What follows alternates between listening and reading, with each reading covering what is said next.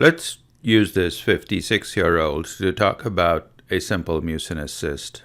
Here's the simple mucinous cyst on an EUS guided image. Here it is on resection, and what you'll notice right away is it's surrounded by this thick fibrous wall. And the lining epithelium, at least at this power, seems to be composed of a single layer of epithelium. When you look at this on higher power, again you see this very thick capsule of fibrocollagenous tissue, a pseudocapsule, the single layer of lining epithelium, and perhaps a tiny papillary fragment. So there is that little tiny pathetic looking papillary fragment, not quite enough to call an IPMN. But let's take a look at the lining epithelium itself.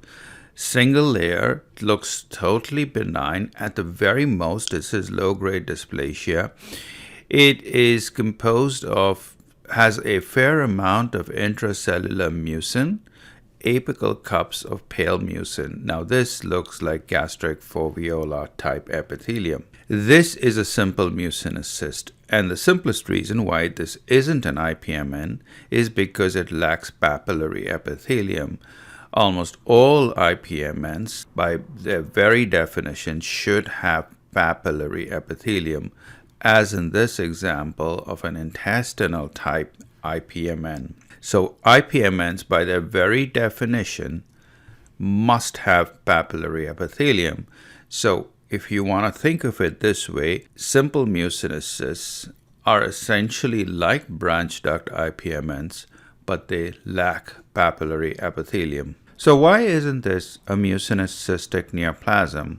It isn't, for the simple fact that this simple mucinous cyst lacks this ovarian type stroma. Notice these very plump looking cells and this very hypercellular cluster of cells right beneath the epithelium. You'll also notice that many mucinous cystic neoplasms, particularly those with low-grade dysplasia, do not have very diffuse distribution of mucin. These are the neoplastic cells.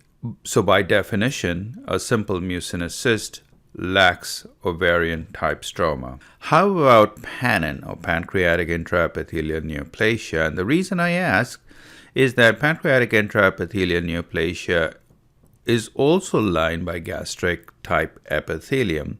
This is a simple mucinous cyst and not PANN for one simple reason, and that is size. We have arbitrarily decided that anything lined by gastric epithelium that measures less than 0.5 centimeters is PANN. Anything more than 1 centimeter is generally an IPMN, with the exception of simple mucinous cysts. And finally, why isn't this a retention cyst? Now here's an example of a retention cyst that on very low power does look a little like a simple mucinous cyst, except that a retention cyst lacks diffuse intracellular mucin. Now you may see focal intracellular mucin, but you shouldn't see virtually every cell laden with intracellular mucin. And finally, those of you who are old enough to remember this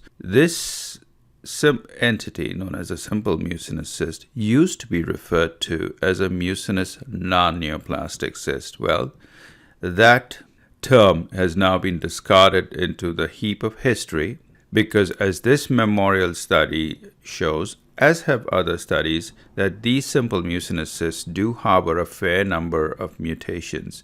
What is interesting in this memorial study is that some of the most common mutations that one sees in an IPMN are either present at a very low incidence, such as KRAS, or entirely absent, such as GNAS. So perhaps these are unique cysts that differ genetically from branch duct IPMNs.